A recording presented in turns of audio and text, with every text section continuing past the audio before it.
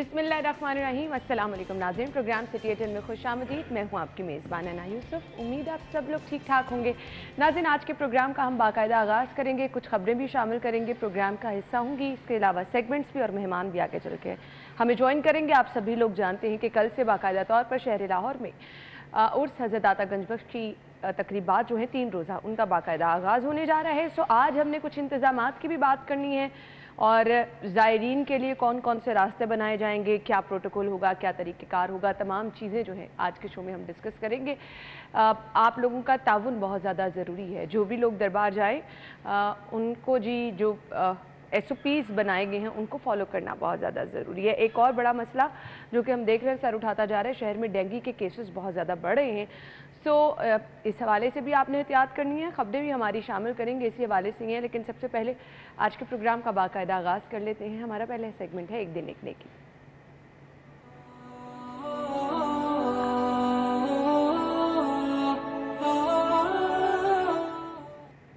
आज का पैगाम आप तक पहुँचाएंगे।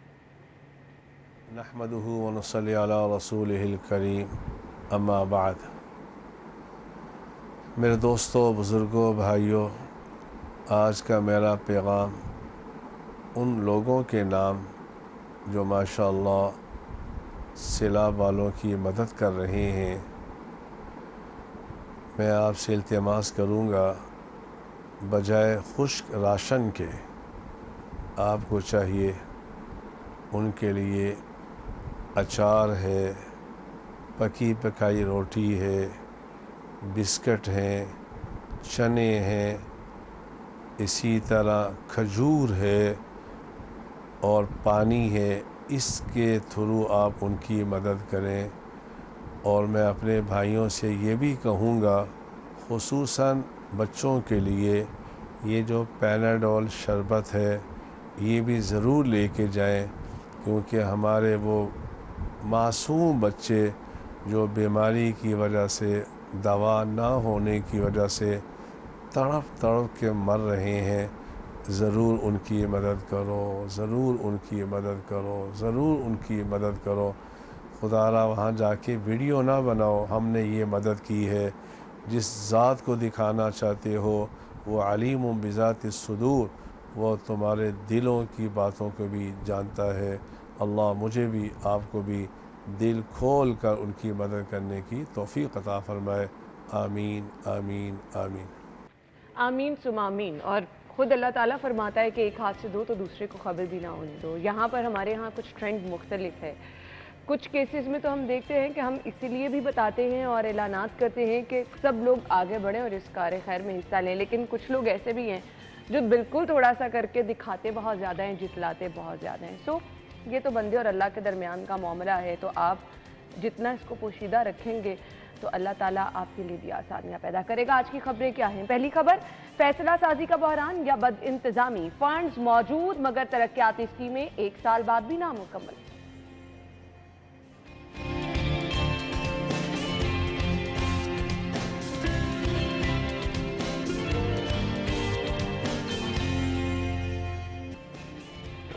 लेस्को में खराब मीटर्स की तादाद कहां तक पहुंची, आज के शो में आपको बताएंगे। और मुफ्त इलाज के हुकूमती ऐलानात हवा में तहलील।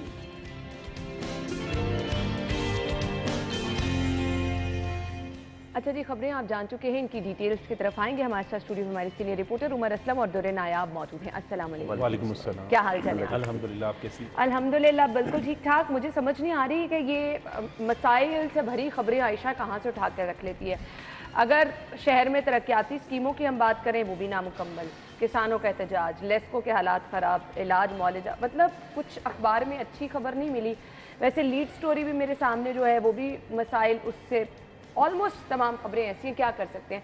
लेकिन चलिए जी, पहली खबर की तरफ चलते हैं। फैसला साजी का बहरान या फिर बदइंतजामी है, फंड्स मौजूदगी, तरक्याती स्कीमें 1 साल बाद भी नामुकम्मल, और हमेशा से यही होता है। उमर, आपसे आगाज़ कर लेते हैं। बिस्मिल्लाहिर्रहमानिर्रहीम। इस खबर में जब मैं 4 दफ़ा मैंने वो लफ्ज़ पढ़ा है कि 4 लाख से ज़ायद मकामात हैं, मैंने 4 दफ़ा ही ये लफ्ज़ पढ़ा, मैं एकदम खुद शॉक्ड हो गया कि यार ये क्या मतलब हमारे शहर के साथ कर क्या जुल्म रहे हैं।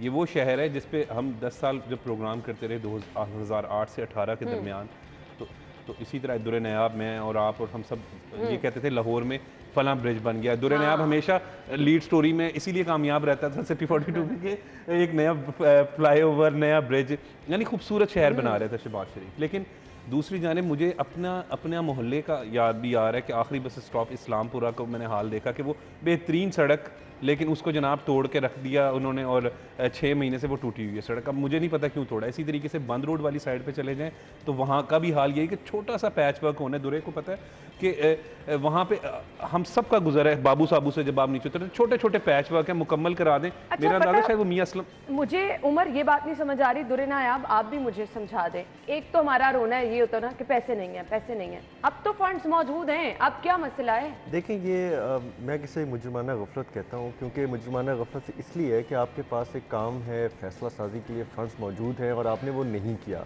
और जब आपने वो नहीं किया तो 1 साल बाद वो फंड्स भी लैप्स हो गए। उसका जिम्मेदार कौन है? और जब फंड्स लैप्स हो गए और वापस दोबारा ख़जाने में चले गए, फिर उनको वापस लेना वो एक बहुत बड़ी सरदर्द है। दूसरी बात यह है कि जो चीज़ें महंगी होगी, जो इन्फ्लेशन होगी, बजरी, सीमेंट, रेत और जितनी चीज़ों में महंगाई होगी, डबल ट्रिपल हो गई। तो एक सड़क अगर फ़र्ज़ करें उस वक्त 10 लाख में बन सकती थी, जो एक पैच वर्क हो सकता था, वो आइंदा माली साल में 20 लाख पे चला जाता है। तो इस 100% इन्फ्लेशन का जिम्मेदार कौन है? फिर वही अफसर जिम्मेदार है जिसने ये काम करना था। अब जो MCL की हालत है, MCL के वैसे तो बड़े आप बुलंदोबाग दावे देख लें, कमिश्नर ऑफिस भी उसको डील करता है, MCL को डिप्टी कमिश्नर ऑफिस भी डील करता रहा है, और डिप्टी कमिश्नर के पास तमाम फंड्स डायरेक्ट थे उस वक्त, और 3 साल 4 साल अब चौथा साल हो गया है। तो ये बल्दियाती इलेक्शन की ही आपके सामने ये शटल कॉक बनाया हुआ है। कभी बल्दियाती इलेक्शन बहाल हो रहा है, कभी मुअत्तल हो रहा है, कभी नया आ रहा है, कभी पुराना जा रहा है, कभी नया मुसव्विद आ रहा है। तो अब लोगों के मसाइल कौन हल करेगा? लाहौर शहर में होता ये था कि कहीं पे रोड कट लग गया, कहीं पे कोई गड़ा पड़ गया, कुछ भी हो गया, अगले 24 घंटे के अंदर वो कारपेट वापस रिफिल होता था, और अगले दिन ही आपको लगता था कि यहाँ पे कुछ दिन हुआ है, कुछ पता नहीं लगता था। अब हालात ये हैं, 3-3 महीने से लाहौर की अहम शाहराहों के रोड्स कट, मुख्तलिफ जगहों पे कारपेटिंग का काम, मुख्तलिफ जगहों पे पैच वर्क का काम होना बाकी, और कोई पुरसाने हाल नहीं है। चीफ सेक्रेटरी साहब के सामने लोअर माल की बात करें, रोज़ वहाँ से गुजरते हैं, तमाम सूबाई सेक्रेटरीज गुजरते हैं, वजीर वज़रा तमाम गुजरते हैं, लेकिन वहाँ पे हालत देख लें, इतनी बुरी हालत है उस रोड की, क्या परेशान हो जाएंगे। चीफ सेक्रेटरी साहब तो माजरत कर रहे हैं, काम करने से वो क्या करेंगे? हाँ, लेकिन वो कल मजबूरी में एक मीटिंग उन्होंने फिर कर ली है। अब पता नहीं परसों उन्होंने ये भी कहा अलविदाई मीटिंग हो सकती है। अच्छा, परसों उन्होंने कहा कि मैं आखिरी कर रहा हूँ। परसों उन्होंने परसों उन्होंने 5:30 बजे एक मीटिंग की थी, तमाम सेक्रेटरीज की आखिरी की थी, उसके बाद कल फिर एक मीटिंग कर ली।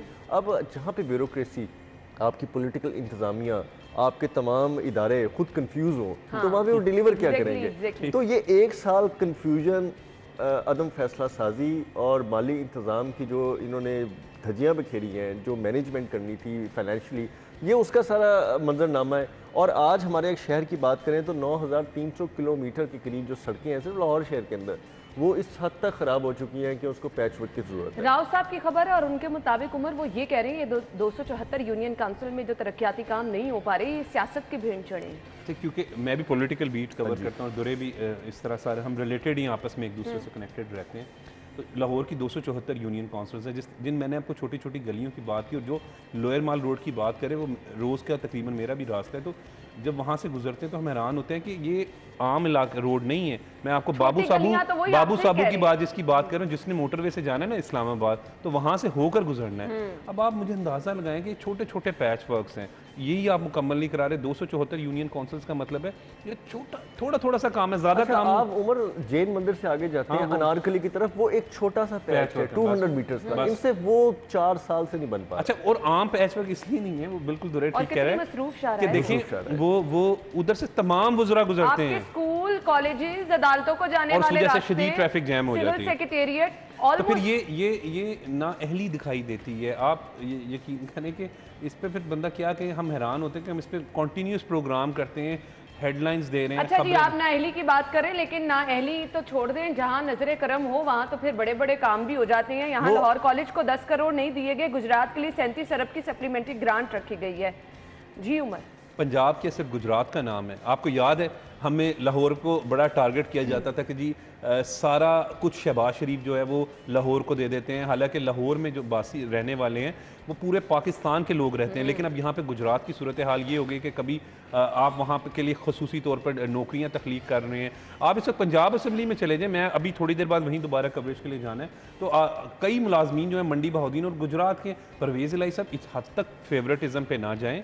देखें गुजरात बहुत इंपॉर्टेंट है, हमारे सैयद रिजवान नकवी साहब उस शहर से ताल्लुक़ रखते हैं, हम बड़ा एहतराम करते हैं उनका तो नहीं लेकिन रिजवान भाई का करते हैं। लेकिन मैं ये बात कर रहा हूँ कि रिजवान साहब से अभी तक कोई नजर करम नहीं उन पे तो ना हो, लेकिन मैं जनरल बात कर रहा हूँ कि खुदा का खौफ करें, लाहौर शहर को उसका हिस्सा दें, उसका हक जो है वो दें। अच्छा, इतने सारे गुजरात के लोगों पे मेहरबानी हो रही है तो रिजवान साहब कैसे बचे पड़े? मैं इससे इख्तलाफ नहीं करता, मैं इससे जो है ना वो इख्तलाफ करता हूँ खबर से। वो इसलिए करता हूँ कि सब कुछ देने के बावजूद भी खजाने के मुंह जो है वो वज़ीर आला के हल्कों में खोलने के बावजूद भी कल सेक्रेटरी साहब को जबरदस्ती उठा लिया गया है। हाँ, सही कहा आपने, सही कहा अब आपने। सेक्रेटरी खजाना बेचारा अगर मैं होता तो मैं सोचता कि यार मैं तो सारा कुछ कर रहा था, मुझसे अगर 12 अरब के फंड मांगते थे तो मैं 13 अरब दे देता था। 37 मेरे अरब साथ फिर ये क्यों हुआ? इसलिए वो वफाक, अब देखें ना वफाक है नून लीग के पास, वो इस वक्त रस्सा किसी वो जो चीफ सेक्रेटरी साहब बेचारे कह रहे हैं ना कि मेरा ट्रांसफर कर दो, मेरा ट्रांसफर, वो भी नहीं कर रहे। अब वो लागतबाजी सिंपल सी अब बिल्कुल उमर की बात ये ठीक है, हुआ ये है कि अब उन्होंने तो फंड्स के मुंह खोल दिए पंजाब गवर्नमेंट के लिए, वज़ीर आला ने जो का, लेकिन ऊपर भी वफाक वाले माइंड करके उन्होंने कहा जी पंजाब के वसाइल पे बाकी इजला का भी हक है ना कि आप ये तो ना करें ना। तो असल में जो ब्यूरोक्रेट है वो है तो वफाक का मुलाजिम, तो उन्होंने अपने मुलाजिम को कहा जी आप मेहरबानी छोड़ें, आप जरा हमारे पास आ जाओ, हमारे पास। तो अब ब्यूरोक्रेट पिसना शुरू हो गए हैं। आपके बहुत सारे अफसरान जो है वो खुद जान छुड़ाना चाहते हैं कि वो इस चीज़ के अंदर ना आए कि कौन विफाक का कौन पंजाब का, ये लड़ाई जो है आप हमदर्दियां ना इनके साथ जताएं, ये पिसते नहीं है, ये हमेशा आवाम को ही पीसते हैं और आवाम पिस रही है। मुझे बता दें लाहौर कॉलेज को फंड्स नहीं जारी हुए, वजह मतलब इतनी बड़ी तादाद में वो पढ़ा लिखा पंजाब का जो दावा था पिछली जब पढ़ा लिखा गुजरात, बल्कि शहर लाहौर के तमाम कॉलेजेस इसमें शामिल हैं। पढ़ा लिखा गुजरात बिल्कुल ठीक है, वो जो पढ़ा लिखा पंजाब का दावा था वो पढ़ा लिखा गुजरात तक महदूद हो गया। तो मेरा ख्याल है कि शायद मुझे सिर्फ बता दें चौधरी साहब अपनी सियासत को गुजरात तक महदूद करना चाहते हैं। मुझे लग रहा है कि इतना ज़्यादा तेज़ी के साथ ये सारे फंड्स को मुंतकिल करना, वहाँ पे सारे फैसले करना, वहाँ पे इंतज़ामी सूबे की तरह एक फ़ैसला ये हो रहा है जिस तरह एक नया सूबा नहीं तख्लीक किया जाता, और उसके लिए आप तमाम खजाने। देखिए मैं अक्सर ही पॉइंट उठाता हूँ कि पंजाब असम्बली की मुलाजमतें देख लेना किस किस को मिली हुई हैं, कहाँ से मिली हुई हैं, तो उसमें आपको सारी डिटेल्स पता चल जाती हैं। 600 से ज़ायद जो मेरे पास इंफॉर्मेशन थी दोस्तों के थ्रू के 600 से ज़ायद बंदे वहाँ पे हायर हुए इस 2-3 साल के अंदर। अच्छा, अब आप देखिए इसी तरीके से आप सीएम पंजाब बने, बहुत अच्छी बात है, अपने शहर को मेरा ख्याल है अगर वो तो करना भी चाहिए, लेकिन इस हद तक नहीं करना चाहिए कि अगलों की हक तलफी हो जाए। बिल्कुल। तो लाहौर शहर ये वो शहर है कि ईद के दिनों में अना यहाँ पे ना दुरे नया भी साहिवाल चला जाता है, हमारे दीगर दोस्त भी चले जाते हैं। तो इस शहर ने तो इतने लोगों को जो सी है वो पनाह दी हुई है, रोजगार दिया हुआ है, फातेह है लाहौर है, यहाँ पे जो भी लोग आते हैं लाहौर के लोग तो वेलकम करते हैं उसे। बिल्कुल ऐसे ही है, तो ये और यहाँ पर ये सलूक किया जा रहा है। लेकिन खैर हम गुजरात के साथ तो फिलहाल हम तो साबिक वज़ीर आला से दरखास्त पहले भी करते रहे थे कि आप खुदा के लिए जनूबी पंजाब का एक सूबा बना दें।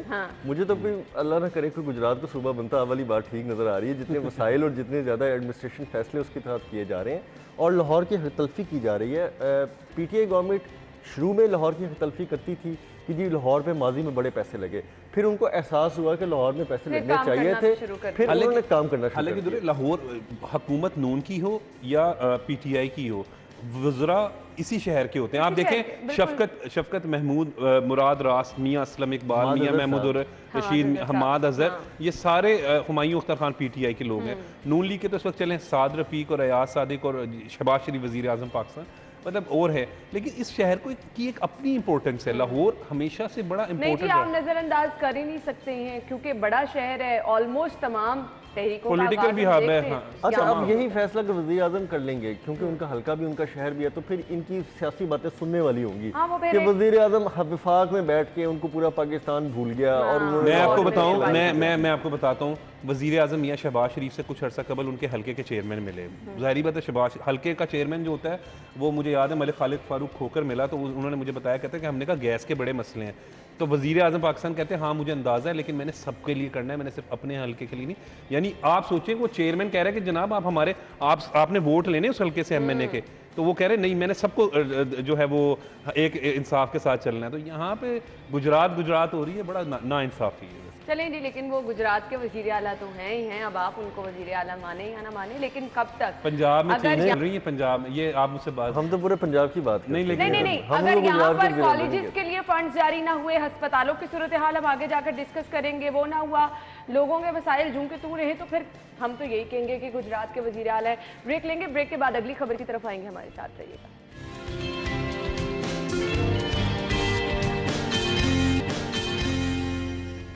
Welcome back. अब खबर हमारे पास है जी, रावी अथॉरिटी फेज 1 के लिए अराजी पर कब्जे का ऑपरेशन तेज, किसानों का एहतजाज नजरअंदाज। क्यों नजरअंदाज किया गया, दुरे नायाब? आप देखें ना जी, जब वज़ीर-ए-आज़म खुद थे इमरान खान साहब, तो वो कहते थे जी कि ग्रीन एरियाज बचाने हैं। आपको याद होगा बड़ी कंपेन की गई, लाहौर और लाहौर के मज़ाफ़ात में ग्रीन एरिया, पता नहीं क्या। वो तो खैर नेशनल लेवल पे वो पहले कंपेन कर रहे थे, लेकिन जब यहाँ पर आए तो उन्होंने कहा जी हमें बड़ी वक्त की ज़रूरत है कि हमने हाई राइज जाना है, और central business district authority Walter में बना दी गई कि जी हाई राइज बिल्डिंग होंगी, फ्री स्काई उसकी लिमिट्स होंगी और सब कुछ होगा। और लाहौर शहर में जो ग्रीन एरियाज थे उसको बचाने के लिए पाबंदी आयद कर दी गई। लेकिन इसी के साइमल्टेनियस बराबर ये चल रहा था कि रूडा को बनाया जा रहा था, और रूडा जो है वो ज़रूरी ज़मीनों पर तेज़ी से कब्जे कर रहा था। अब एक तरफ आप अपनी पॉलिसी बनाई ग्रीन एरियाज बचाने हैं, दूसरी तरफ ग्रीन एरिया ज़बरदस्ती खोल दिया आपने, उनको लाहौर के मास्टर प्लान से भी अलहदा कर दिया, उनको आपने इतना इख्तियार दे दिया कि अपना मास्टर प्लान, अपनी इजारादारी, अपनी मर्जी और अपना ही एक विजन है उनका। लेकिन गरीब किसान का क्या होगा जो वहाँ पे किसान बाकायदा शरकारी कर रहे थे, अपना फसलें काश्त कर रहे थे, उन लोगों का क्या होगा? उन लोगों से सोचा किसी ने? क्या वहाँ पे आबादकारी थी? क्या वहाँ पे ज़बरदस्ती कब्जे किए गए थे? वहाँ पे कुछ सरकारी लैंड पे कोई कब्जा किया गया था? तो इस तरह के ऑपरेशन की ज़रूरत क्यों पड़ी? आप उनसे बैठ के निगोशिएशन करें, अगर वो बात उनकी समझ में आए तो वो खुद देने को तैयार हो गया, अगर नहीं आती तो ज़बरदस्ती ज़मीनें हथियाने का तो कोई तुक नहीं है ना। और ऐसी ज़मीन जो सोना उगल रही है, हमारे आने वाली वक्ती ज़रूरियात को पूरा कर रही है। लाहौर शहर के करीब अब रह क्या गया है, आप मुझे बताएं। आप कसूर की हदबंदी तक जाएँ, ज़ीरो। आप पत्तों की आप मांगा मंडी से निकल जाए, लाहौर की जो दूसरी हदूद है, वहाँ भी अब कुछ नहीं रह गया। इस तरफ दरिया रावी है, दरिया रावी के पार जितनी ज़मीनें हैं वो अब रूडा को दे दी गई हैं, और वो ज़बरदस्ती कब्जा कर रही है। ना किसानों का एहतजाज सुन रहे हैं, ना उनको उनके मुताबिक पैसे दे रहे हैं। मुझे अगर लाहौर में अपनी ज़रूरी ज़मीन के इतने पैसे मिल जाएँ कि मैं थोड़ा दूर निकल के किसी और ज़िले में चला जाऊँ, मैं ननकाना चला जाऊँ, शेखुपुरा चला जाऊँ, और वहाँ से थोड़ी सी ज़मीन लेके काश्तकारी के लिए रख लूँ, तो कोई बुरा नहीं है। ये तो कौड़ियों के भाव ले रहे हैं ज़मीन, और उनका एहतजाज सुनने को कोई तैयार नहीं है। ठंडे कमरों में बैठे हैं, बड़े बड़े अफसरान हैं, गर्दनों में इतने माजरत के साथ, मुझे ये लफ्ज़ तो नहीं कहने चाहिए, सरिये हैं कि समझ से बाहर है। अफसोस होता है, ऑलरेडी हालात क्या हैं उमर हमारे मुल्क देखिए ये रूडा की जिस तरह बात करें कि मुझे भी फ़ोन आया 2 रोज़ कबल, और कहते हैं कि हमारी ज़मीनों पे प्राइवेट लैंड माफियाज और बड़े लैंड माफियाज जिनके नाम वो है कि और हम भी नहीं ले सकते, जिनके नाम, हाँ बिल्कुल दुरे ठीक कह रहे हैं। नहीं चले, मैं तो फिर भी इस बात पे कहता हूँ कि जनाब अगर होगा तो मैं तो ले दूंगा, फिर ठीक है, अल्लाह महले के देखा जाएगा। लेकिन कानून हरकत में आ जाता है। हाँ नहीं, और उसमें वो मुझे पता है, वो लोग शहबाज शरीफ को जाकर जो उनसे वो ऐलान करते हैं कि जी हम इतने पैसे आपको दे रहे हैं सैलाब ज़दगान के लिए, और सारा कुछ हम आपको सपोर्ट करेंगे। प्राइम मिनिस्टर को भी कर देते हैं, चीफ मिनिस्टर को भी राजी, सारी पार्टी को राजी किया हुआ, पॉलिटिकल पार्टी को कीमती ज़मीनों पे वहाँ पे कब्जे शुरू हो गए। मियाँ मरगूब अहमद नून लीग का कितना बाअसर MPA मुश्तबा शुजाउर रहमान मिलकर 2 रोज़ कबल प्रेस कॉन्फ्रेंस की, कहते कोड़ियों के भाव हमारी ज़मीनें ले रहे हैं, और कहते मैं तो नहीं आने दूंगा। उन्होंने बड़ा वाजिया क्लियर कट का। फिर उन्होंने ये भी बताया कि सुप्रीम कोर्ट का ऑर्डर आया हुआ है, इसी तरीके से वो एहतजाज करें। अच्छा बिल्कुल सही, एक तरफ तो सैलाब ने तबाही मचा दी, ज़रूरी ज़मीन जो है वो तबाह बर्बाद हो गई, ठीक। दूसरी जानिब जो थोड़ी बहुत रह गई है वो वहाँ पे रूडा वाले इतवार वाले दिन, मैं आपको बता रहा हूँ, इतवार से पहले कई दिनों से प्राइवेट गार्ड्स लेके बड़े लैंड माफियाज के गार्ड्स को लेकर उनके बिल्डोजर से उन्होंने ज़मीनें और सब्जियां काश्त। इम्पोर्टेंट बात क्या है कि भाई पहली सब्जियां नहीं है, ग्रीन ज़मीन खत्म हो गई। आप अगर वीडियो देखें ना तो उसके अंदर वो ग्रीन लैंड है सारी, और काश्त हुई है, पानी दिया हुआ है, बीज बोया हुआ है, और वो देखें कोई पूछने वाला नहीं है। आपने रूडा के नाम पर आपने जनाब वो किसानों से उनकी कोड़ियों के भाव ज़मीन खरीद रहे हैं। और मैं आपको बता रहा हूँ कि हक, और मेरा ख्याल है शायद मियां महमूद रशीद की भी वहाँ पे शायद उनकी भी मेरे सुनने में आया था, उनके भाई की उनकी भी ज़मीन है। लेकिन मकसद ये है कि यहाँ पे नून लीग के MPA की भी मैंने बात की, हम आम बंदों की बात करते हैं, वो भी अच्छा, परेशान जमीन है, के- सुनने वाला कोई नहीं है। गुजारा हो जाता है, मुझे तो इन आम किसानों की ज़मीन के परेशानी है। हसूल में अमूमी तौर पर पाकिस्तान में, लाहौर में, पंजाब में ये देखा गया है कि जब आप ज़मीन लेते थे किसी से तो जो फसल काश्त हुई होती थी उतना वक्त उसको दिया जाना लाजिम होता था। अगर वो 6 महीने की काश्त है, 8 महीने की है, जो भी टाइम फ्रेम है उसके मुताबिक उसको टाइम दिया जाता था कि आप अपनी फसल काटें जो आपने बो दी है और उसके बाद आप इस ज़मीन को खाली कर दें, और जो लेने वाली पार्टी थे वो इंतज़ार करती थी। यहाँ पे तो कोई करता ही नहीं, ग्रीन फसलें खड़ी हैं, उस पर बुलडोज़र चला दिए हैं, आपने बुआई की हुई है, काश्त की हुई है, उसके ऊपर उन्होंने सारा मलियामेट कर दिया है, लाखों का बीज ज़ाया हो गया, आपकी तमाम तर जो है खाद यूरिया जो डाला हुआ है वो सब ज़ाया हो गया, और कोई पूछने वाला नहीं है। भाई आप उनको एक फसल का टाइम तो दे देना, इतनी कौन सी क़यामत यहाँ पे आ गई है कि आप कोई किसानों का एहतजाज सुनने को तैयार नहीं है। अच्छा, या तो फिर चले अगर बहुत जरूरी है तो उनकी लैंड के अकॉर्डिंग उनको रेट भी नहीं दिया जाता, कुछ भी नहीं कर रहे। ये बड़ा मसला फिर है। कहते हैं कि अजाब क्यों आते हैं। भाई अजाब तो क्यों आते हैं, आपके सामने है, जितना जुल्म और करते बड़े हैं। बड़े लैंड माफियाज, मैंने आपको जिस तरीके से बात की, मैं बार बार क्यों फोकस कर रहा हूँ बड़े बड़े लैंड माफियाज पे, कि उसमें और बड़े बड़े लोग उसमें इन्वॉल्व हैं और हर इंडस्ट्री से लोग इन्वॉल्व हैं। मेरी बात समझ गए जो समझने वाले हैं। हर इंडस्ट्री से मुराद है कि बड़े बासर और ताकतवर तो लोग यही जो हैं वजह ना, बासर लोग हैं तो फिर जहां मन चाहता है ना, काम बजाय कि आप सरकार है, आप रूडा सरकार है, वो फैसिलिटेट करे शहरियों को, बिल्कुल सही कहा। और जितने भी लैंड होल्डर हैं जो ले रहे हैं बड़े बड़े ट्राइकोन, जिसका उमर इशारा करे, उनको कहिए कि आप आराम से अच्छा, एहतियात से नुकसान ना पहुंचाएं। देखें वो फैसिलिटेटर बने हुए हैं। बिल्कुल देखें, सही आप कहा। शहर बिल्कुल बनने चाहिए, आप वहाँ ना बनाएं, कहीं और बना लें, लाहौर से थोड़ा सा दूर बना लें। अब तो ये हाल हो गया कि लाहौर से ननकाना 1 घंटे का रह गया। सिर्फ सवाल ये उमर कि अगर आप बना भी रहे हैं ना तो कम से कम उनको उनकी लैंड के अकॉर्डिंग पे कर दे ताकि वो अल्टरनेट जगह पर उसको नहीं, फिर ताकि सवाल उसको एक कम और मत भी है, क्या आपने लाहौर के मज़ाफ़ात में शेखुपुरा ननकाना के हदूद में जो आपने इंडस्ट्रियल जोन बनाने थे बन गए, वो जो सनती शहर आबाद करने थे कर दिए, आपने जो इतने बड़े बड़े प्रोजेक्ट सोलर पार्क और पता नहीं क्या क्या रखा था लेकिन दुरे वो आप बन मुझे गए। सिर्फ ये बता दें, हम ये डिस्कस भी कर लेंगे, ये काम रुक सकता है क्या, उनको उनका हक मिल जाएगा? पॉसिबल नहीं है ना। देखिए, मैं फिर कुछ नहीं कहूँगा। आप जो माफिया से involved हैं, वज़ीर आला की जो बारे में खुद इमरान खान साहब कहते थे ना, हाँ। आप वो मर्जी की वीडियो चलाएं। हाँ बिल्कुल, तो आपने मैं तो सही कहा। रिक्वेस्ट करता हूँ, हमें कुछ कहने की अच्छा, जरूरत मैं नहीं। पंजाब कुछ कहने की जरूरत नहीं है। ऊपर माजरत के साथ मुझे लाइव जा सो अब रुख कर लेते हैं शहर के बड़े हॉस्पिटल सर्विसेज अस्पताल का, जहां से खबर यह है कि मुफ्त इलाज के हुकूमती ऐलानात हवा में तहलील हो गए हैं और तशखीसी टेस्ट बंद हैं। टेस्ट तो दूर की बात, मुफ्त अद्वियात भी नहीं मिल रही हैं और चेकअप भी लोग मुश्किल से करा रहे हैं। जी उमर, ये बड़े अफसोस की बात है। मुझे याद है कुछ दिन पहले करारदाद भी जमा हुई थी पंजाब असम्बली में इस हवाले से कि वहाँ की शायद एक्सरे मशीन ख़राब थी। तो हाँ, ये चीज़ें देखनी चाहिए कि सेहत और तालीम ये 2 बुनियादी ज़रूरियात हैं किसी भी इंसान के लिए। सेहत कार्ड वाली कहानी कहाँ गई? बस वो फिर जब परवेज़ इलाई साहब आए हैं और पीटीआई की नहीं, हुकूमत है, परवेज़ इलाई साहब ने ऐलान भी किया है दुरे ने आप हाँ, कुछ दिन पहले। वो उन्होंने ये कहा ना, वो तो फिर ऐलाना तो और भी बहुत कुछ कर चुके हैं कि अवाम को रिलीफ देंगे। आटे की क्या सूरत हाल है इस वक्त हमारे सामने। अगर हम सूबाई हुकूमत को महंगाई कंट्रोल करने के हवाले से बात करें, वफाकी हुकूमत तो मुकम्मल नाकाम हो चुकी है। ये वाज़ेह है कि हम वफाकी हुकूमत पर भी तनकीद कर रहे हैं, लेकिन सूबाई हुकूमत जो सब्जियों के फल वगैरह जो हैं उनको देखना चाहिए, या फलों के, तो वो देखें अब कहाँ पे से तक चले गए। मुझे बड़ा अफसोस अवाम की सहूलियात, मुझे बड़ा अफसोस के साथ ये कहना पड़ता है कि अवाम की सहूलियत के साथ बहुत सारे काम नहीं हो रहे। सहूलत अगर हो रही है तो अपनी अगले आने वाली पॉलिटिक्स को, पावर पॉलिटिक्स को किस तरह हैंडल करना है, अपने आबाई इजला में किस तरह फंड्स खर्चने हैं, अपने आबाई इजला में अगले इलेक्शन के लिए किस तरह मजबूत करना है।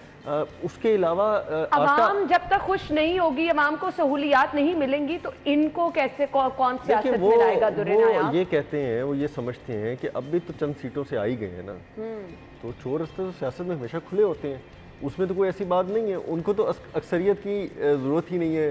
मैं माजर के साथ कुछ और कहने लगा था तो आटा जो है वो 1600 से 1800 के करीब बोरी पहुंच गई है, कोई पूछने वाला नहीं है। आपकी सब्जियां जो हैं वो डबल सेंचुरियाँ से ट्रिपल सेंचुरी की तरफ जा रही हैं, कोई पूछने वाला नहीं है। दालें भी डबल सेंचुरी से ट्रिपल सेंचुरी की तरफ जा रही हैं। ये तो रूटीन मैटर है और यहाँ पर जी हम कहते हैं डिस्ट्रिक्ट गवर्नमेंट का रोल भी सरकारी नहीं है। अस्पतालों पर रो रही है, बाहर पैराडोल नहीं मिल रही, सही कह रहे हैं। पैरासीटामोल की गोली बाहर नहीं मिल रही। पैनाडोल तो मुझे याद है कि मेरे कुछ हेडेक हो रहा, तो मैंने 5-6 मेडिकल स्टोर विजिट किए मुख्तलिफ इलाकों के, क्योंकि हमारा काम तो फील्ड में ही होता है, कभी कहीं चले, कभी मांगा है तो कभी खुद भी जरूरत पड़ती है। हाँ, तो कहीं पे नहीं मिली, कहीं ऐसे पे। ही है। और बड़े बड़े और ये इशू मैं ऑलमोस्ट तमाम टीवी चैनल्स पे देख रही हूँ कि मामूली सी दवाई है ये पैनाडोल, अगर ये नहीं मिल रही है तो पता नहीं क्या हालात होंगे। जो कभी डिपार्टमेंटल स्टोर्स पे मिलती थी, सही आपके आपने किराने की कहा। दुकानों हर पे जगह मिलती आपके थी। डोर स्टेप पे मिल जाती थी। यहाँ पे सर्विसेज हॉस्पिटल का जिक्र किया है तो दुरिन आया, बाकी हॉस्पिटल्स में हालात ठीक है? अगर आप म्यो की बात कर लें, अगर आप जना की, जर्नल की, मुझे तो नहीं लगता। बिल्कुल नहीं लगता, क्योंकि ये हमारा सेंट्रल हॉस्पिटल है और लाहौर के सेंट्रल पे इसकी सारा प्रेशर आता है। डेफिनेटली सर्विसेज में वसाइल भी ज़्यादा हैं, अंदर हेल्थ इंस्टीट्यूट्स भी हैं, उसके अलावा कार्डियोलॉजी का भी सारा प्रेशर इसके ऊपर है। रोज़मर्रा के बहुत सारे मामलात भी ज़िंदगी के यहाँ से चलते हैं। डोनर्स जितना कर रहे हैं वो बेचारे करते हैं, वो जितना ज़्यादा सोसाइटीज़ डोनर्स की बनी हुई हैं, आपकी जो PIC की जो फ्रेंड सोसाइटी बनी हुई है वो भी कर रही है, गौहर इजाज़ साहब भी कर रहे हैं। लेकिन अभी चले जाएं सर्विसेज में, म्यो में, जिना में, जर्नल में, आपको लोगों का रश मिलेगा। नजर लेकिन आएगा? सरकार क्या कर रही है? सरकार क्या कर रही है? सरकार क्या कर रही है? सरकार सिर्फ इस रश को डाइवर्ट करने के लिए जो इन्होंने सो कॉल्ड हेल्थ कार्ड की जो ड्रामा एक थोड़ा रचाया हुआ है, अगर उसी को इम्प्लीमेंट करवा दें प्राइवेट हॉस्पिटलों में और उसके साथ लोगों को इंटरलिंक कर दें तो थोड़ा प्रेशर कम होगा। लेकिन तवज्जो किसकी है? डॉक्टर साहब अभी प्रेस कॉन्फ्रेंस कर रही थी माजरत के साथ, हमारे लिए बहुत ज्यादा जी मोहतरम है, क्योंकि वो खुद बीमारी से गुजरी हैं। लेकिन जवाब देने को क्यों नहीं तैयार? जब कभी कारकर्दगी होगी तो जवाब देंगे ना। वो देते हैं जवाब, ये तो बड़ा क्लियर वो जवाब देते हैं। अपनी सियासी जो उनको मार्किंग होती है उस पर जवाब देते हैं, जो सियासी पॉइंट स्कोरिंग होती है उस पर जवाब अच्छा देते ना, हैं। मेरा मसाइल पे जवाब मेरा नहीं इसमें पता है क्या कि सेहत और तालीम दो शोबे ऐसे हैं कि इसको ना सियासत तमाम जमातों को मिलकर एक डिसाइड कर लेना चाहिए कि कोई चले इसको नॉन कंट्रोवर्शियल करते हुए, गैर सियासी करते हुए कुछ लोगों को शामिल कर, जिसमें तमाम लोगों का इत्तेफाक हो, पार्टियों का, को मीडिया का, कुछ और भी जो स्टेक होल्डर्स हैं, क्योंकि ये दो शोबे ना आपकी, मेरे और जितने लोग बैठे हैं उनसे डायरेक्ट मुझे इसमें ये सारी तो जमातें किसी सियासत दौर करती में हैं। नारे हमेशा लगाए जाते हैं हर दौर में, लेकिन यही दोनों चीजें नजरअंदाज। तो सैलाब जदगान पे नहीं किसी को रहम आ रहा। नहीं, वो आज सुना है वो हमारे एक साबिक वज़ीर आला गए हैं, वज़ीर आला के शुक्र है एक सरकारी हेलीकॉप्टर में बैठ वो भी के जुरे मुझे वीडियो पंजाब हुकूमत की, और ऐसी मतलब कि मैं समझता हूँ कि कैसी बात है कि कोई बंदा शर्माता भी नहीं, कोई बंदा घबराता भी नहीं कि मैं वज़ीर आला नहीं हूँ, मैं अब कोई पोस्ट इस तरह से नहीं होल्ड करता कि मैं पंजाब पिछले वज़ीर आला के नशे से नहीं पंजाब हुकूमत, और वो अपने ही ज़िले में तौनसा में अपने सरकार के, पंजाब के गरीब आवाम के, सैलाब ज़दगान के पैसों से हेलीकॉप्टर में विजिट करने जा रहे मैं हैं। कहती हूँ चले गए हैं, यही काफी है। थैंक यू सो मच, बहुत बहुत शुक्रिया आप लोगों के वक्त के लिए। नाज़रीन हेडलाइंस होंगी, ब्रेक और फिर आते हैं शो में। Welcome back. एक बार फिर से खुशामदीद कहेंगे और आप जान चुके होंगे जी, बात होने वाली है कल से बाकायदा तौर पर दाता दरबार के उर्स की तकरीबात का आगाज़ होने जा रहा है। उस दाता दरबार के हवाले से क्या क्या इंतजाम किए गए हैं? 3 रोज़ा ये उर्स है जिसकी बाकायदा तौर पर कल से तकरीबात का आगाज़ होगा और इसमें आपको पता है कि डिफरेंट जो हैं वो चीज़ें शामिल होती हैं। बड़े बड़े जो हैं वो नातिया मुशायरों का एहतमाम भी किया जाता है, इसके साथ साथ रिवायती दूध की सबील और उसके साथ महफिल समा, जिसमें ज़ायरीन की बहुत बड़ी तादाद शिरकत करती है। सो इसके लिए स्पेशल इंतजाम, जिसमें सिक्योरिटी और फिर अहम शख्सियात भी जो हैं वो दाता दरबार का रुख करती हैं और ज़ायरीन दूसरे शहरों से भी आते हैं। सो क्या तमाम प्लान हैं, इंतजाम तमाम तर मुकम्मल है। DG औकाफ डॉक्टर ताहिर रज़ा बुखारी साहब स्टूडियो में हमारे साथ मौजूद हैं, वेलकम कहेंगे। अस्सलाम वालेकुम। वालेकुम अस्सलाम। क्या हाल चले आप? अल्हम्दुलिल्लाह। बहुत बहुत शुक्रिया आपके वक्त के लिए। सबसे पहले तो आपसे जानना चाहेंगे, बाकायदा तौर पर कल रस्म चादर पोशी से उर्स की तकरीबात का आगाज़ होगा, क्या टाइम मुकर्रर किया गया है और प्लान इसका ये क्या? जितनी तफसीलात आप मुझसे पूछें, हम आपका स्टूडियो और आपकी टीम जो पिछले एक हफ्ते से वहाँ मौजूद है वो हमसे भी ज़्यादा बेहतर तौर पर जानती है, और आपके जो शाहिद शिप्रा हैं वो वहाँ बिल्कुल सिटी 42 का कम, सर हम तो लाहौर का हिस्सा हैं, तो ये चीज़ें औकाफ का ज़्यादा हिस्सा और दादा दरबार का ज़्यादा हिस्सा लग रहा है। बिल्कुल बिल्कुल सही कहा आपने। तो सही मैं शुक्रगुजार भी हूँ सिटी 42 का, आपकी सारी मीडिया टीमों का, जो वहाँ के सारे कंपोनेंट उनको कवर करते हैं। और इस उर्स की इस्तकबालिया तकरीबात हैं वो फ्राइडे से यानी 9 तारीख से शुरू हो चुकी हैं। सह-रोज़ आलमी कॉन्फ्रेंस थी जिसमें आलमी इस्लाम के स्कॉलर्स जो हैं, तजवीरियात के माहिरीन और दुनिया की जो बड़ी बड़ी दानिशगाहें हैं, यूनिवर्सिटीज़ हैं, उनके असातिज़ा वहाँ तशरीफ़ लाए और उन्होंने हज़रत दाता गंज बख्श के अफ़कार, तालीमात, अहवाल उन पर रोशनी डाली। उसके साथ यंगस्टर का एक पोर्शन है जो इन दिनों चल रहा है, उसमें यूनिवर्सिटीज़ और कॉलेजेस के जो स्टूडेंट्स हैं उनके दरमियान डिबेट्स और तकरीरी मुकाबले हैं, जिसमें बतौर ख़ास हज़रत दाता गंज बख्श की शख्सियत जो है वो महज एक ऐसे सूफ़ी जिसको आज के फ़हम में हम समझते हैं कोई दुनिया से आइसोलेटेड हो, ऐसा नहीं है। हज़रत दाता साहब देखें इस ख़ित्ते में जो सबसे बड़ा समाजी इनकलाब है वो हज़रत दाता साहब की तशरीफ़ आवरी के सबब रूनुमा हुआ। बिल्कुल आपने सही कहा। ऐसे तो नहीं लाहौर को दाता की नगरी कहा जाता। और ये लाहौर, ये तो लाहौर ये हिंदुस्तान था ना, तो ये हिंदुस्तान में से पाकिस्तान कैसे निकला? और कायद आज़म ने एक बड़ी दिलचस्प बात कही थी। उन्होंने कहा था पाकिस्तान तो उसी दिन ही बन गया था जब यहाँ के किसी पहले फ़र्द ने कलमा तैयबा पढ़ा। और वो कलमा तैयबा कैसे पढ़ा? वो डेफिनेटली हज़रत दाता साहब के आने से पढ़ा, ख्वाजा मोइनुद्दीन चिश्ती के आने से पहला पढ़ा, सादात के ये काफ़िले आए। तो इन शख्सियात का बड़ा क्रेडिट है। और ये उर्स जो है ये दरअसल उनकी उन खिदमात का एतराफ़ है। ये उनका एहसान तो नस्लों पे रहेगा, वरना हम किसी मंदिर में गुरुद्वारे में माथा टेक रहे होते। तो अल्लाह की वहदानियत को उन्होंने परचम सर बुलंद किया। ऐसे नहीं, ये उर्स लाहौर की पहचान है। दुनिया के जिस खित्ते में भी आप जाएं तो आपको अगर कोई आदमी लाहौर के हवाले से पहचानेगा तो वो पहली बात दाता साहब और दादा दरबार के हवाले से करेगा। बिल्कुल बिल्कुल। तो ये, और ये भी एक बड़ी अजीब बात है कि एक हस्ती जो यहाँ की नहीं थी, अफ़गानिस्तान से आई, और इकबाल ने कहा कि वो पहाड़ों को अबूर करते हुए यहाँ आए और यहाँ बंद हाय कोहसार आसां गुजीर दर ज़मीन हिंद तुख में सजदारी कि अल्लाह की वहदानियत, रसूलुल्लाह सल्लल्लाहु अलैहि वसल्लम की रिसालत और इस्लाम की सदाकत का उन्होंने बीज बोया। लाहौरिये तो नहीं थे, लेकिन लाहौर वालों ने उनसे ऐसी मोहब्बत की और उन्होंने लाहौर वालों से ऐसी मोहब्बत की कि दोनों, एक सूफ़ी स्कॉलर थे लाहौर के, वो कहते थे कि हज़रत दाता साहब लाहौर वालों के गम और दुख पे गमगीन और उनकी खुशियों में खुश होते हैं। तो आप देखें कि यहाँ किसी घर की खुशी जो है और किसी फ़र्द की जो मुसर्रत है वो उस वक्त तक अपनी हकीकी मंजिल और मुकाम तक नहीं पहुँचती जब तक वो उनको अपने इन खुशियों में शरीक नहीं करता। बिल्कुल, मैंने बहुत सारे लोगों से सुना है, जब कभी गमगीन होते हैं, जब कभी कोई उदासी होती है, जब कभी कोई परेशानी होती है, तो दाता दरबार जाके लोग कहते हैं हम सिर्फ बैठ ही जाएं तो हमें एक दिली सुकून सा मिलता है। वो एक औरा है उनकी ज़ात का, उनकी हस्ती का, वो मुकाम ऐसा है जहाँ हर वक्त अल्लाह ताला की रहमतें बरसती हैं। और हदीस शरीफ भी है कि मोमिन की कब्र जो है ये जन्नत के बागों में से एक बाग होती है। तो हज़रत दाता साहब की कब्र तो जन्नत के बागों में से एक बाग है और वहाँ अनवार व तजल्लियात की बरखा जो है हर वक्त बरसती है और वहाँ कुरान पाक पढ़ा जाता है। तो दुनिया की जितनी शख्सियात इस खित्ते की, दीन की हों, तसव्वुफ़ की हों, रूहानियत की हों, सियासियात की हों या सियासत की हों, तो वो वहाँ से इक्तिसाब फैज़ करती हैं। तो ये उर्स जो है ये कल से अपनी रवायती आन बान शान उससे शुरू होगा। रस्म चादर पोशी होगी, हमेशा की तरह उम्मीद है पंजाब के जो सरबराह हैं वो वहाँ हाज़िर होंगे, चादर पोशी करेंगे। फिर जैसा आपने ज़िक्र किया कि सबील दूध है, वहाँ मैं हैरान होता हूँ कि पंजाब में जो शीर फरोशान और जो गुज्जर बरादरी और गवाले हैं, ये इन 3 दिनों में पंजाब भर से न जाने कहाँ कहाँ से किस किस तरह ट्राले, रेड़े और अपनी ट्रांसपोर्टेशन की कोशिश होती है कि वो इसमें दूध लेके जाए और खालिस लेके जाए। और इस सबील की सबसे बड़ी बात ये है कि यहाँ पर खालिस दूध मिलता है। और अब ये और बड़ा वो मॉडिफाई कर लिया उन्होंने। हाँ। हमारी गुजर जो सबील दूध के इंचार्ज हैं उन्होंने वहाँ पे एक प्लांट लगा लिया है जो दूध को फ्रेश और ठंडा रखता है। फिर एक और उन्होंने प्लांट लगाया जो वहीं 1 लीटर की पैकिंग उसकी हमा वक्त तैयारी में मसरूफ़ रहता है। यानी जितना आप वहाँ पीना चाहें वहाँ पिएँ, जो अगर साथ लेके जाना चाहें तो साथ भी ले जा सकते हैं। सही। तो ये दाता साहब जो हैं इन्होंने लाहौर में जब आप तशरीफ़ लाए तो ये वैसे ये खित्ता जो है और लाहौर जो है ये गवालों और गुजरों की बस्ती थी, यहाँ दूध बहुत था।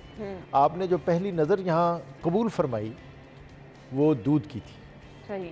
और ये इस रिवायत को हर 2 अतराफ़ से इतना उन्होंने निभाया और पसंद किया कि इन 3 दिनों में तो यहाँ मनों और टनों के हिसाब से दूध आता है। बहरहाल ये उर्स है और उर्स का माना एक खुशी है और लोग अपने अपने अंदाज में हाज़िरी देते हैं। जो संजीदा फ़िक्र लोग हैं, उलमा, सादात, मशाइख, शुअरा, वो अपने अंदाज में हाज़िर होते हैं।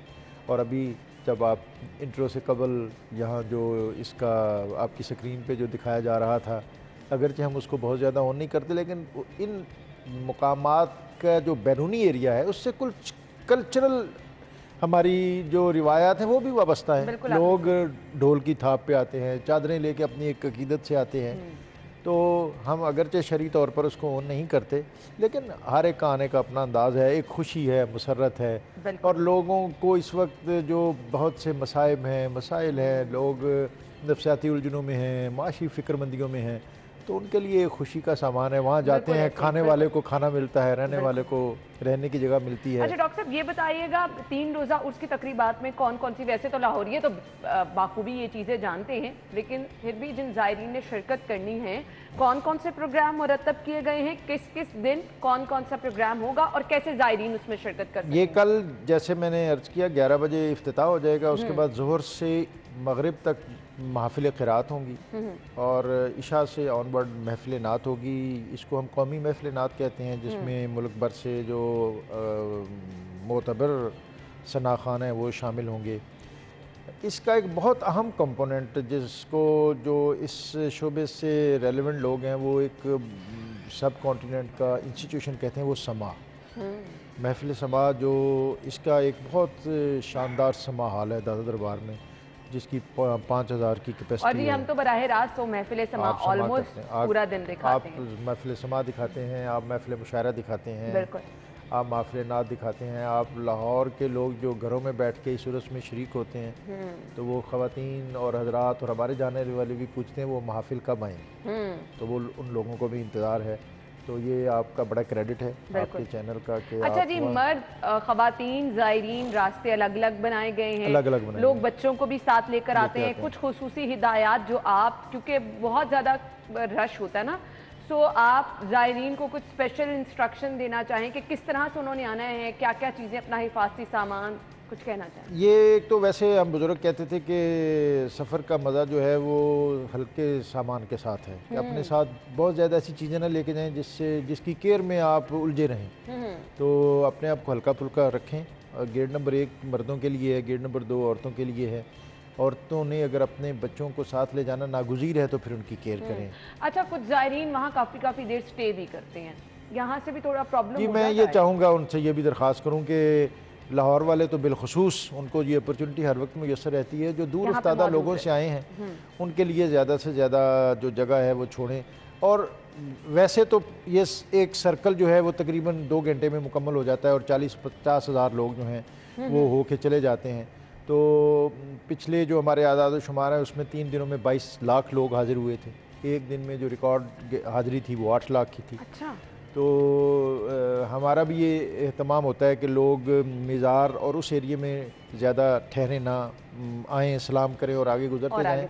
लेकिन आपकी बात साहिब है और ये जो हमारे ज़ायरीन हैं उनको इसको ज़रूर जगह देनी चाहिए कि बहुत लंबा क़याम ना करें, ताकि बाहर से दूर से आने वाले लोग और दीगर लोग जो हैं उनके लिए भी जगह कर सकें। अच्छा डॉक्टर साहब, मैं आपसे ये भी जानना चाहूँगी, क्योंकि ज़ायरीन की एक अकीदत होती है, लोग स्पेशली यहाँ पर ना लेकर आते हैं खाना वगैरह दे के जो बांटते हैं, सो उसके लिए क्या कोई सेट पैटर्न है, बताना है आपने लोगों को कि किस तरफ उन्होंने जाना है, किस तरह से वो तबरुकात वहाँ पर बांट सकते हैं, क्योंकि ये भी बड़ा मेस क्रिएट कर देती हैं चीज़ें। कुछ चीज़ें जो हमारी ऑर्गेनाइज्ड हैं कि लंगर के लिए हमने कैंप लगाए हुए हैं, जहाँ मेज़ कुर्सी से आरास्ता डाइनिंग हॉल भी हैं, ठीक है, फर्शी नशिस्त वाले भी हैं।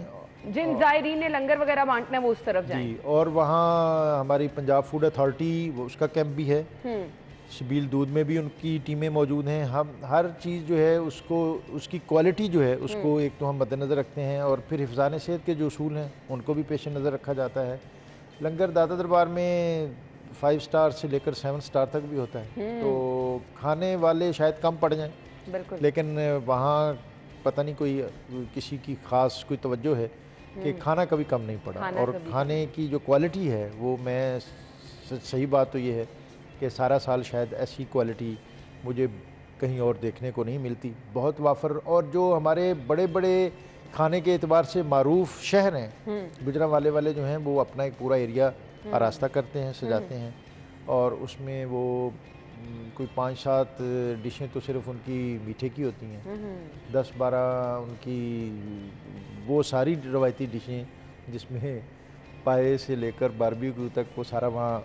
तो आम ज़ायरीन वहाँ इन सारी चीज़ों से इस्तेफ़ादा करते हैं और ख़ूब करते हैं। ये उस मर्द कलंदर जिसने अपनी ज़िंदगी अल्लाह के रास्ते में सर्फ की, वो उसका अल्लाह ताला के साथ वो कनेक्शन है कि जिसके सबब अल्लाह ने इस जगह को इस कदर इज़्ज़तें बरकतें सरफराज की कि हम घरों में 10 बंदों को शायद खाना खिलाना मुश्किल हो जाता है, यहाँ 10 लाख भी खा के जाते हैं। बिल्कुल आपने सही कहा। और किसी भी वक्त, ये तो उसके दिन है ना, इसके अलावा भी हम ये बात सुनते आ रहे हैं बचपन से ही कि लाहौर में कभी कोई भूखा नहीं सो सकता, क्योंकि दाता की नगरी में 24 घंटे अगर आप चले जाएं तो वहाँ पर लंगर खुला है, वहाँ पर कोई भी ऐसा शख्स जो कि भूखा ले वहाँ पर मौजूद नजर आए, ऐसा पॉसिबल नहीं है। लाहौरियों को मैसेज आप क्या देना चाहेंगे? बस यही बातें हैं कि एक तो ये कोशिश ना करें कि गाड़ी पे ही पहुँचे। हाँ, से आगे गाड़ी का जाना मुश्किल होगा, लोहारी से आगे आना मुश्किल होगा, आज़ादी चौक से आना मुश्किल होगा, यहाँ पे तो प्लीज पैदल ताबुन आए, करें। हाँ जी, पैदल आएँ। मेट्रो जो है ये बहुत अच्छी सवारी है वहाँ पहुँचने के लिए। तो अगर आप गाड़ी या इस तरह की चीज़ें के साथ आएंगे तो आपको उसकी पार्किंग का अरेंजमेंट तो है लेकिन दिक्कत होगी। हाँ जी, और इसी तरह आप बहुत ज़्यादा वहाँ मैस क्रिएट ना करें, बहुत ज़्यादा ओवरडूइंग ना करें,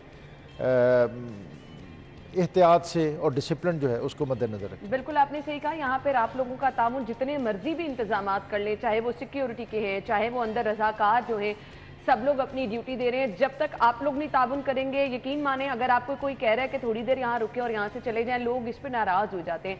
सो कोशिश करें जितने लोग आए हैं सबको जो है वहाँ पर मौजूद रहने दें, सबकी हाजिरी हो सके। ये तभी मुमकिन है जब आप ताउन करेंगे इंतजामिया के साथ। थैंक यू सो मच, बहुत बहुत शुक्रिया आपके कीमती वक्त के लिए। नाज़रीन ब्रेक की तरफ चलेंगे, वापस आएंगे एक ब्रेक के बाद।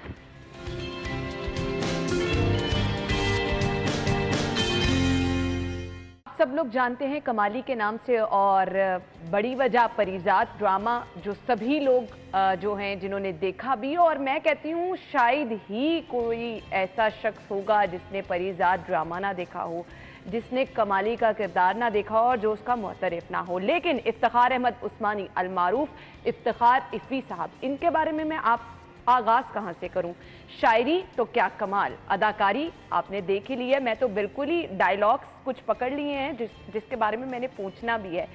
सो इसके अलावा हिदायतकारी की बात करें, राइटिंग्स की बात करें, बेतहाशा एक शख्स कैसे अपने अंदर इतना कुछ समो लेता है, मेरे लिए तो ये बड़ा मुश्किल भी है, मुनफरिद भी है, और पता नहीं मैं बयान कैसे करूं, मुझे समझ नहीं आ रहा। तो हम इफ्तिखार साहब की तरफ चलते हैं, उन्हें शो में वेलकम कहेंगे। अस्सलाम वालेकुम। वालेकुम सलाम, आपका शुक्रिया, सिटी 42 का शुक्रिया, आपके देखने वालों का बहुत शुक्रिया। और अभी हमारा दिल कर रहा था कि हम वो ड्रामे के डायलॉग्स जो हैं बस वही देखते चले जाएं।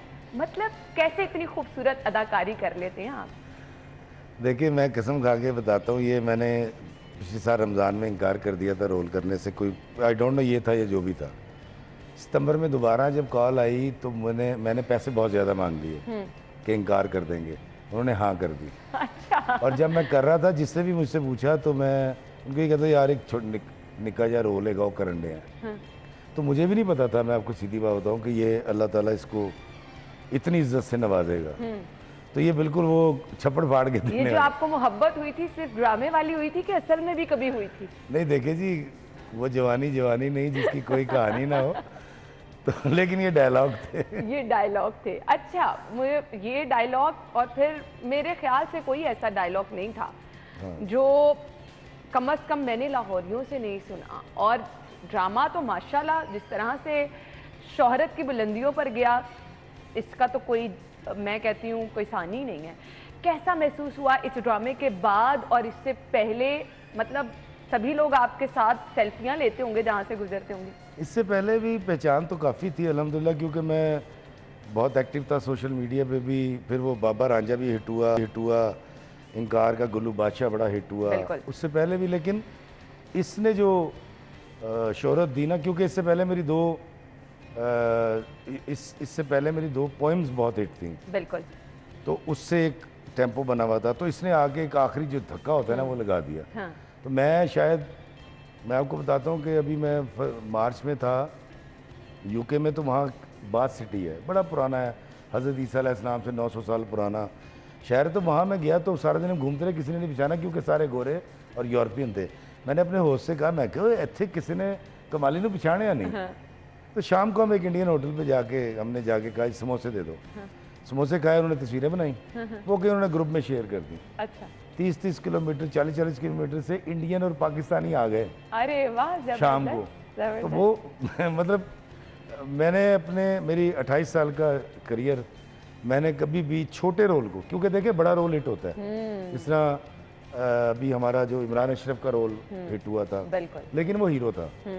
इतना छोटा सा रोल, 11 सीन है, ये 11 या 12 सीन है, और इसका इम्पैक्ट ऐसा है कि जैसे मुझे खुद में बड़ा हैरान होता है कि यार इतना छोटा रोल इतना बड़ा सिर्फ उसकी करम नवाजी से हो सकता है, बिल्कुल आपने सही अदरवाइज नहीं हो सकता। अदाकारी जिस तरह से आप कर रहे थे वो अदाकारी लगती नहीं, वो एक रूटीन लाइफ की चीज़ें लग रही थी, और मेरे ख्याल से असल अदाकारी होती भी है जो आपको करनी ना पड़े, आपके अंदर से निकले।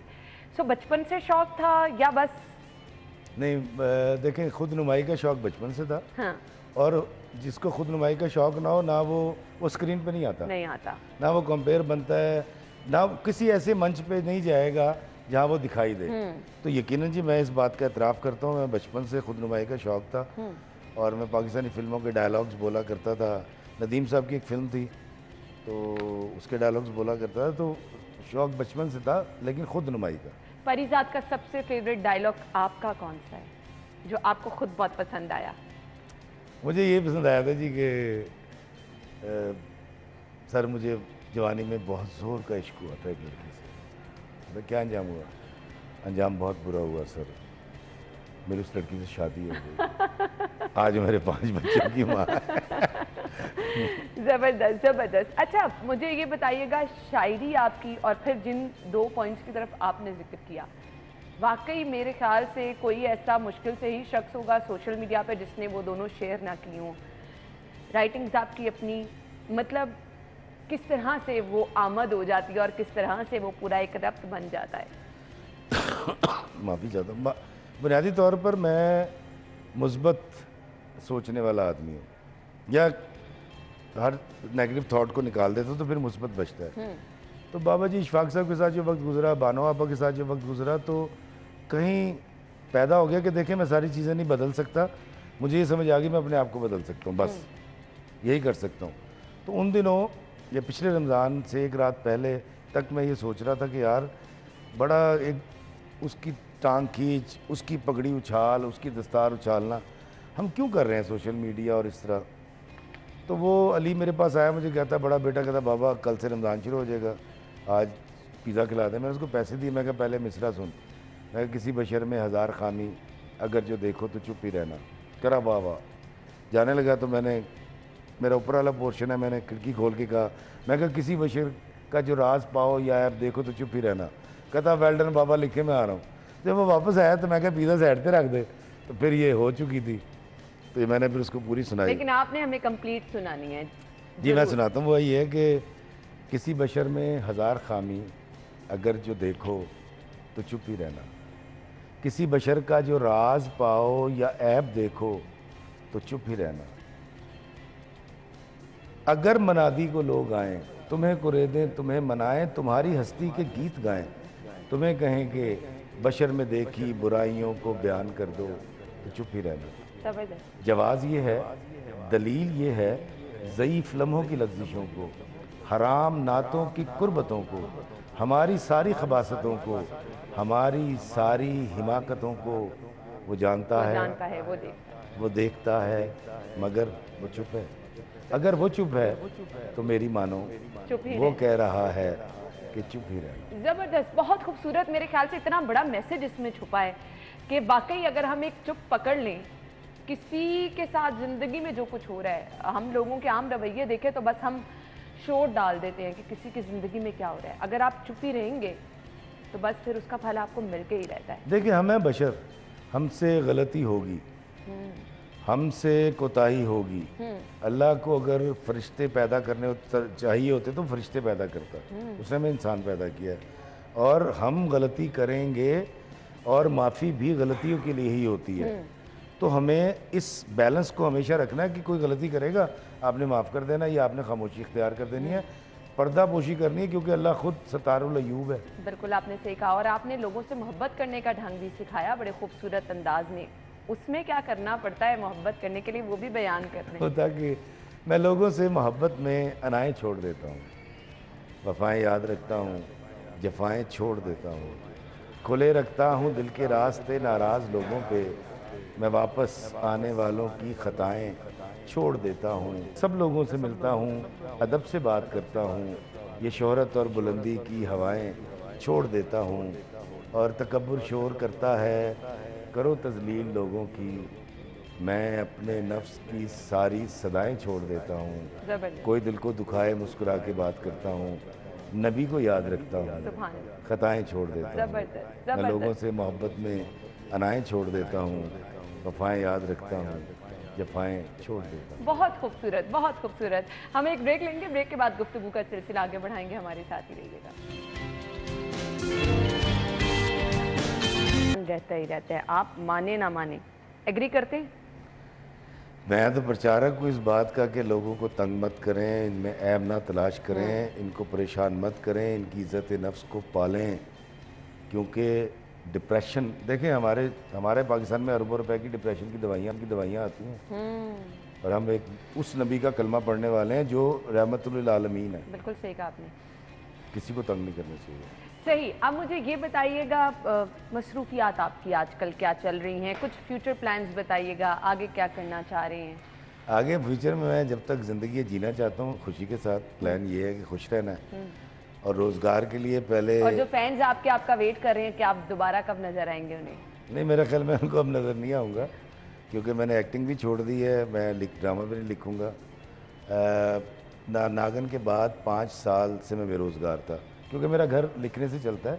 एक्टिंग में तो 6-7-8 लाख रुपए मिलते हैं, उससे घर नहीं चलता, तो काम नहीं मिला। पहले उन्होंने छोड़ा हुआ था, अब मैंने छोड़ दिया। तो मुस्तकबिल में अगर कुछ देखना चाहते हैं और मुझे देखना चाहते हैं या मेरी हेल्प करना चाहते हैं, सीधी बात है, तो मेरे यूट्यूब पर वीडियोस देखा करें, इफ्तिखार अहमद उस्मानी में, बस ये है।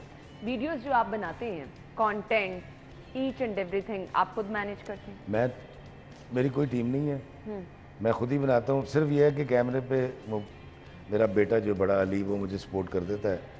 डबिंग भी खुद करता हूँ, एडिटिंग भी खुद करता हूँ, और उसको अपलोड भी खुद करता हूँ, जबरदस्त। लोगों को जवाब भी खुद देता हूँ। फीडबैक कैसा आता है लोगों का? अभी तक तो बहुत आला आ रहा है, अल्लाह का शुक्र है, ऐसे नहीं करना पड़ता। और यहाँ रहते हुए, क्योंकि इन्हीं स्टूडियोज़ के अंदर आपके बहुत सारे सीनियर आके अपील करते हैं चंदे की, तो मैं नहीं चाहता, कम से कम मैं ही चाहता हूँ कि यार ये ना हो, मैं ये मरूँ जब भी मरूँ। बिल्कुल बिल्कुल। मुझे अब ये बताइएगा, शायरी जो है उसको आप आगे किस तरह लेके जाने वाले हैं? इसी तरह से एक मैसेज छुपा रहेगा, लोगों तक मोहब्बतें फैलाने, पॉजिटिविटी को? देखिए जी, मैंने अभी ईद पे जो कही थी, मैं वो आपके गोशगुजार करता हूँ। शायरी तो आती रहेगी, वो मैं करता रहूँगा। मैं शायद नावल भी लिखूँगा, किताबें लिखूँगा, ड्रामा नहीं लिखूँगा। अब ड्रामों में एक्टिंग नहीं करूँगा मैं, और उसकी वजह मैं बताया तो मैं सब स्टैंडर्ड एक्टर हूँ, मैं सब स्टैंडर्ड राइटर हूँ, तो किला किसी से नहीं है। क्यों कह रहे हैं आप ऐसा? इतनी 28 मोहब्बत साल लोगों ने आपको दी, इतनी मोहब्बत लोगों ने आपके किरदार को प्रोड्यूसर दी। की आंखों में फैन की मोहब्बत नहीं होती, ये याद रखिएगा। ये बिल्कुल ऐसी है जिस तरह रिश्ता देखने वाले आते हैं ना, तो उनकी आंखों में माँ की मोहब्बत नहीं होती। कहते हैं दंद बाहर ने ऐसे टुरदी एंजे, बेटा को बोल के दिखाई। तो प्रोड्यूसर रिश्ता लेने जो आए होते हैं ना, लड़के वाले, उस तरह का होता है। तो खैर मैं उसमें नहीं जाना चाहता, मैं इसलिए कह दिया मैं ही पैड़ा। वो मैंने अभी ईद पे लिखी थी, वो मैं गोशगुजार करूँगा। वो भी इसी तरह का मैसेज है। वो ये है कि किसी बेआसरा से हम सारे बांट लेते हैं, खुशी के रोज़ आओ चांद तारे बांट लेते हैं, मुझे मायूस आंखों की नमी अच्छी नहीं लगती, मेरे कांधे पे सर रखो खसारे बांट लेते हैं, और तुम्हारे दर्द के किस्से अगर कोई नहीं सुनता, मेरे कानों में सब कह दो कि बांट लेते हैं। किसी को मैं सहारा दूं, किसी को तुम सहारा दो, हमारे गिर्द हैं लाखों बेचारे बांट लेते हैं। और चलो इस ईद पे हम एक नया सा काम करते हैं, रकीबों से गले मिलके छुहारे बांट लेते हैं। और आखिरी शेर है, ये सियासी नहीं है, हकीकत है कि मुझे लगता है हमसे ये सियासतदान अच्छे हैं, मुझे लगता है हमसे ये सियासतदान अच्छे हैं, हुकूमत मिलके करते हैं, इदारे बांट लेते हैं। जबरदस्त, क्या खूब कहा है। मैसेज क्या देना चाहेंगे देखने वालों को? पलेओ, प्यार करो, प्यार वंडो, और मोहब्बत एक ऐसी चीज़ है जो हमें जोड़ के रख सकती है। जहनी आसूदगी, पीस ऑफ माइंड अगर आपके पास नहीं है तो आप खरबपति हों या कखपति हों, कोई फ़ायदा नहीं। तो मैं ये समझता हूँ कि अल्लाह के बंदे की तौकीर करना, उसकी इज़्ज़त नफ्स का ख्याल करना और उसको ईज़ा ना पहुँचाना, अगर मैं इसमें कामयाब हो गया तो रोज़े महशर शायद मेरी बचत हो जाएगी। अदरवाइज़ अगर मैंने अल्लाह के बंदे का दिल दुखाया तो बिल्कुल तब तो बचत होगी, आपको इस ज़िंदगी में भी एक सुकून मिलता है और आपकी अपनी ज़िंदगी जो है वो आप देखते हैं एक पॉजिटिव ट्रैक पे जाती है अगर आप किसी को खुश रखते हैं। थैंक यू सो मच, यकीन माने बहुत ज़बरदस्त और बहुत अच्छा शो गया, बहुत मज़ा आया, बहुत बहुत शुक्रिया आपके कीमती वक्त के लिए। नाज़रीन, इसी के साथ ही प्रोग्राम का वक्त पहुंचा इख्तिताम को, अपना ख्याल रखिएगा, कल मुलाकात होगी, अल्लाह हाफ़िज़।